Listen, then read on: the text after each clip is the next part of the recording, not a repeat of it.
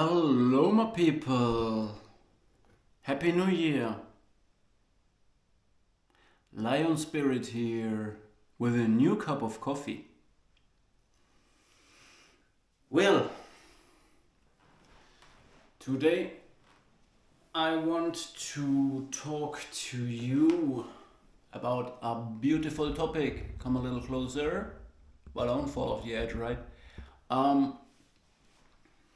And it is inspired by Mr. Vaknin, Sam Vaknin, a professor for psychology, and his special area of knowledge is narcissists and narcissistic abuse.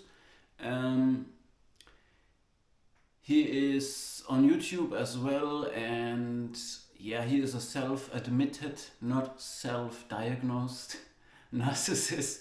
You know, he's not a certified therapist. Check him out. And in one of his videos, he said that psychology is a pseudoscience. And this is because a lot of the most influential personalities of psychology, most impactful personalities, like Freud and many others, had no degree at all. I hope I'm right, because I'm just, memorizing it. I have not checked this as facts, but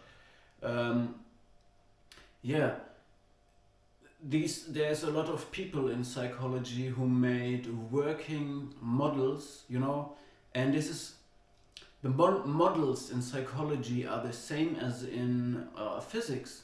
As long as they are very useful to describe phenomena and make precise predictions or help to describe what we see, these models work. A model never is the absolute truth. If we look at E equals M times Z squared, E, in German I can say it, but I'm not into this scientific language, that formula from Einstein. Mass equals and energy equals mass. Screw it, I'm not into this.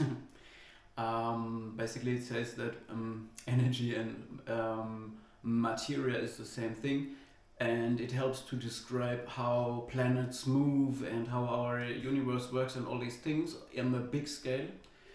And as long as these models describe everything in the right way, we use them, okay? But we know they are not, it's not this is not God's writing, what I'm saying. Hope you get it, okay.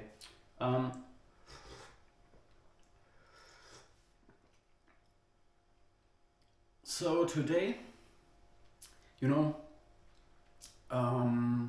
I want to talk about the topic of psychology, and I think Sam Vaknin did not know that he encouraged me by claiming that psychology is a pseudoscience to make my own stuff. But yes, today I want to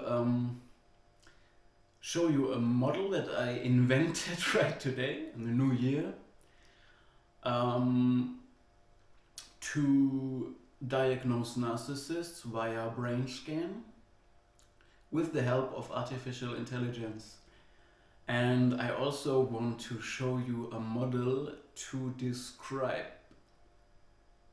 narcissistic personalities via quantum physical view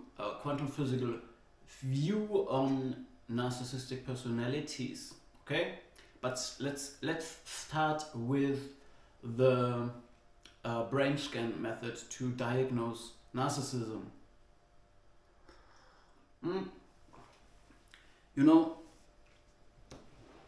Let me begin this way. We have already artificial intelligence helping doctors in diagnosing skin cancer, for instance. And it works this way, that a camera is scanning the skin patterns, and then the artificial intelligence is trained, knows the patterns it has to look for, and it is already better than most doctors, or it's better than humans, in making no mistakes, in being precise in the diagnosis. And then, but we do not let machines, computers, decide the health condition of a human. We will also not let artificial intelligence decide the condition of a human mind. But the doctor, he will watch at the result of that computer, and he will then go to the person, to the patient, and he will just look at it and say, oh yeah, the computer is right, you know what I'm saying, man? So it has a lot influence, the artificial intelligence on the computer. So how does it work with narcissism? My idea is the following. We of course need a brain scan method, and there are different ways to scan the brain. I know there are methods that show how much, in which areas there is energy burned. So they measure the temperature. And there are also other methods that are possible to show which brain area is active and how much activity is there. So I don't know which is the best method, but other people can decide about it. I'm just the person making the grand scale of the method. I'm not looking for the details right now. And the people getting a brain scan while they are watching a movie, and the movie must be a movie that is fitting for this purpose. So it could be, maybe there is a movie from Dostoevsky, or any movie that is about a main actor, and this actor gets into different situations, social situations where he is empathetic, where he gets punished, he gets rewarded, he is successful, he fails, he sees other people who get treated well, who get treated bad, and he reacts to them and he reacts not to them. So all kinds of social and non-social interactions, emotions, mortification situations, shameful situations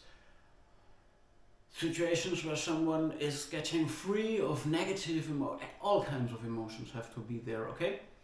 And then there is a lot of brain scan data just extracted of all the different areas of the brain, which are, mirror neurons. So in social situations, we tend to mirror what the other person feels. It's the same thing. If you watch somebody playing tennis, and if you scan the brain of the person who plays tennis, the same pattern will occur like in a person that watches a person playing tennis and imagines, oh, I'm playing tennis, So all the different areas, whether they are motorical areas, empathetic areas, social areas, they all have to be scanned, and we just extract a huge amount of data. And this is where the artificial intelligence comes into play. Because for one person, for a human, it would be almost impossible to extract all the data of all the areas. So we just scan everything. We just take it all the data, a huge amount of data, okay? While a person watches this movie. So how is the artificial intelligence trained to process this data?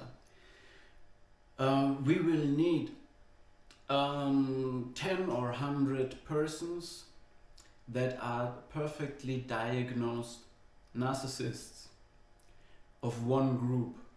They are, this is also details that other people have to determine.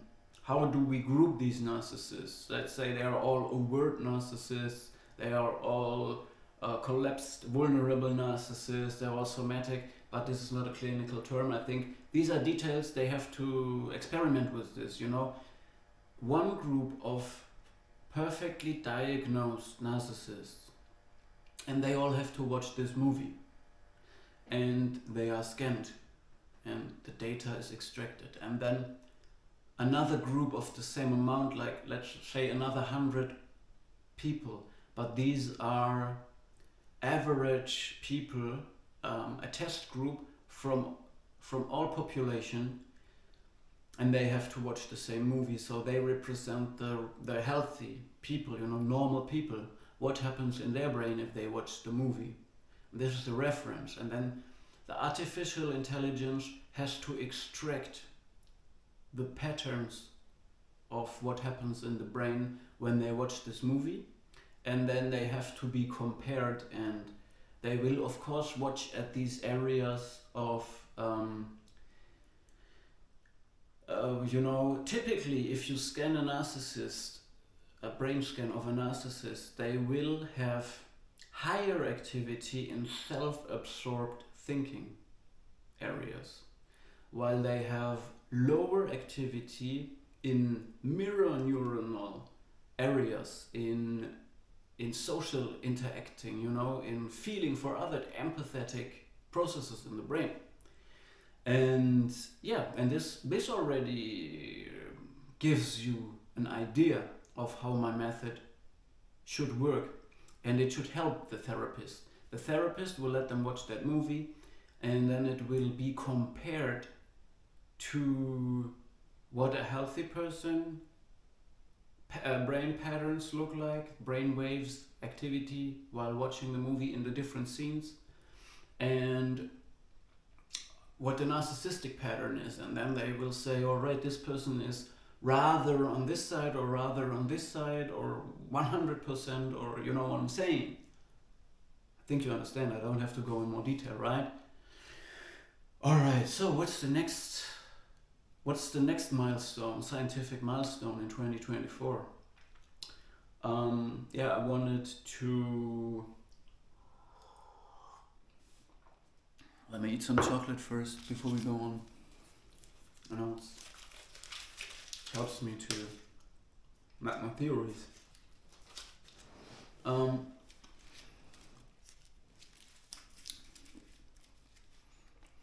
Alright, let's go to quantum theory now.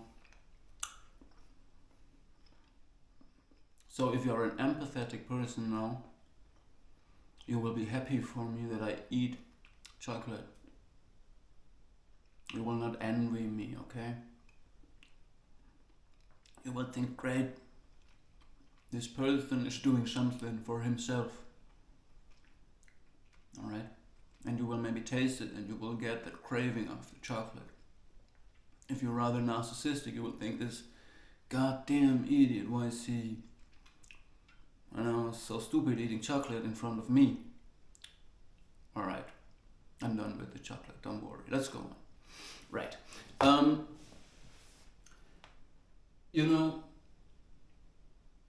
do we begin?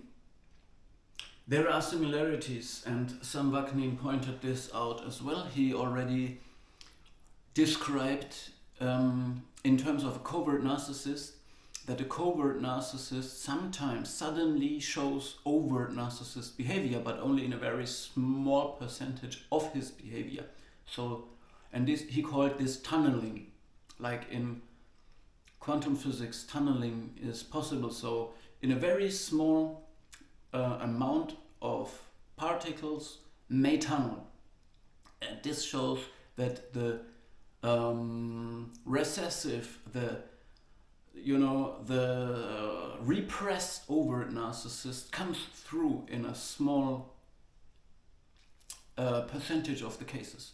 And there is another similarity of quantum physics and narcissism, and that is that a quantum particle in the vacuum is in a wave function. So you cannot tell in which state it is. It is in all states at the same time. And so it is like, it's like a wave. So there you can say in 97% of the cases the particle will be in this state, but in 3% it will be in this state. Or it can be very complicated, or it can be simple. If you just have a particle that has two values, like it is an upspin or a downspin, and then you can say it's 50-50 chance, or it can be more values and it can be different probabilities. It can be complex or it can be simple. And a narcissist is also, it can be very well compared with this wave function, because he is not in reality, but he is self-absorbed. And this does not change if the narcissist is in relationship to another narcissist. They are both self-absorbed, but they share a fantasy.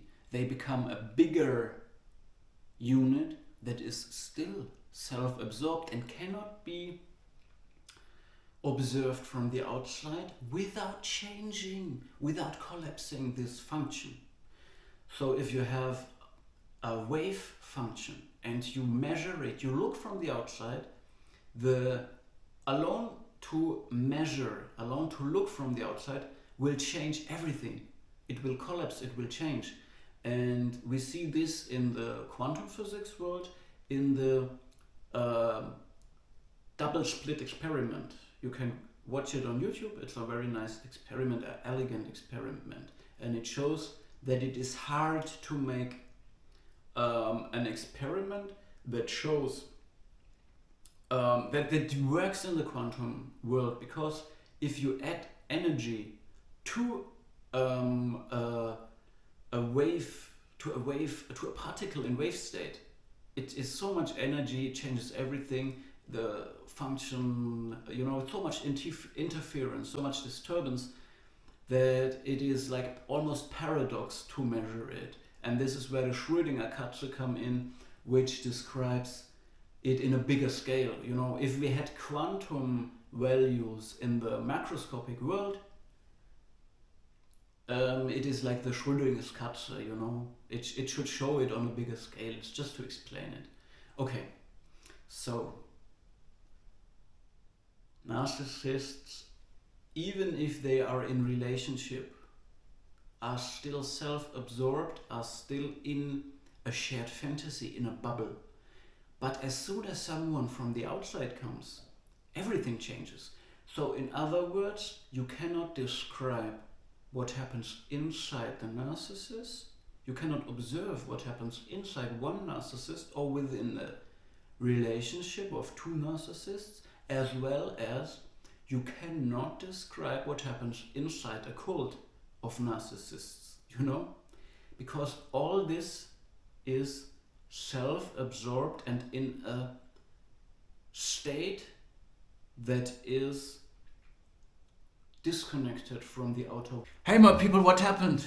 The SD card was full. Sorry, I had to do all kind of disgraceful things just to empty that card, and now I want to finish the video, So there are so many similarities between. Oh wait, we were like this, right? So you don't feel too much of interruption, and I have to cover this too. No, the quantum particles and the narcissists have so many things in common, especially the duality nature. So there is either this way or it must be this way. It's either dominant or it's recessive, It's black or it's white. It's up or it's down. It's always this duality nature. And also it is self-absorbed, you know. It cannot be measured from the outside. It is a closed system, and as soon as somebody comes from the outside and wants to say, all right, what is the conditions of all the values here, what's happening, everything changes completely because energy is added. You know, it's in terms of narcissists, no matter whether it is the psyche of one narcissist that is alone, or the psyche of two narcissists in an intimate relationship, or a cult, or a dysfunctional family unit where everybody has to believe the shared fantasy. This is love. I am this, I am that. They have all kind of sick ideas and everybody has to buy it. If you are not buying it, you are expelled from the cult. You can go. You are a threat. You have to be destroyed. And the same is with let's stick with that family unit of narcissistic parents, people, you know. You cannot get a realistic picture from the inside. Because as soon as somebody comes from who is coming from reality, not from shared fantasy, not from family unit, not narcissistic, a person from reality, not a self-absorbed person, the narcissists switch immediately. So you cannot get a realistic picture of what is happening when there is no observer. And it is because there comes energy. This person is either a threat or a victim. So the duality nature again, either the narcissist activates energy within himself. He's on a low frequency when he is in the quantum state, when he is alone, when he is within his world. He's on a low frequency. It's like a cold-blooded animal that is just chilling and saving energy. NPC, I'm off. But as soon as something comes from the outside, either I have to protect my life from them because it's a threat, it's coming from reality, or it's a victim, I can eat it, I can absorb it, I can extract something from it. So the narcissist then invests his own energy to fake something, to make his creation, to his magic happen. And this is the same as with a quantum particle that is existing in the vacuum and nothing is interacting with that particle. It's in the wave state. It's not a particle state. But as soon as it has to interact with something, as soon as another photon is hitting that photon, or the photon has to, you know, it basically, if another consciousness is checking the state of what is really happening, it has to decide and show off. It has to decide, I'm this or I'm that, and then it will change completely. So you're getting what I'm saying, I think, right? So there are so many similarities. Again, let me finish this video now. The self-absorbed state, like a wave function, and no matter how big the unit is, as long as the narcissists are amongst that closed shared fantasy, dysfunctional family, cult, in this safety, it has it has its own shape, but this shape will never be communicated to the outside. And as soon as somebody comes, it changes, everything changes, because then another picture is presented, okay? And this picture is either we have to defend our shared fantasy from reality, or we have to use energy in order to make this person, to actually absorb the person into our system. Yes. So, in other words, if quantum physics proceeds, makes progress, we can use this progress probably to understand and describe narcissistic personalities better. Because if we find ways to describe the two states that quantum particles can have, the wave state and the particle state, we can understand and describe the narcissistic personality better, and it's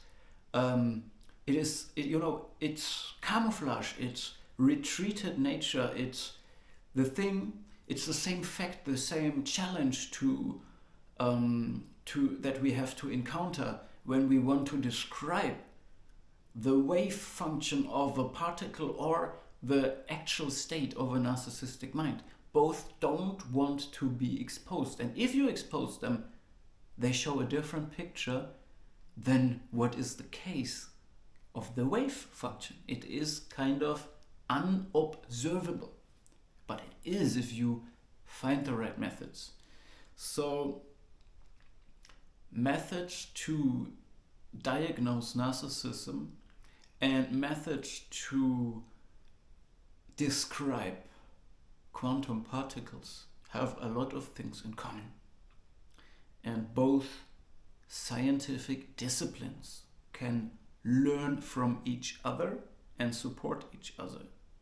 At least definitely psychology can learn from quantum physics. So, have a safe day. I'm out for now, and I hope we will soon see each other in another video. Did I say each other? I'm not seeing you, right? Happy New Year, my people.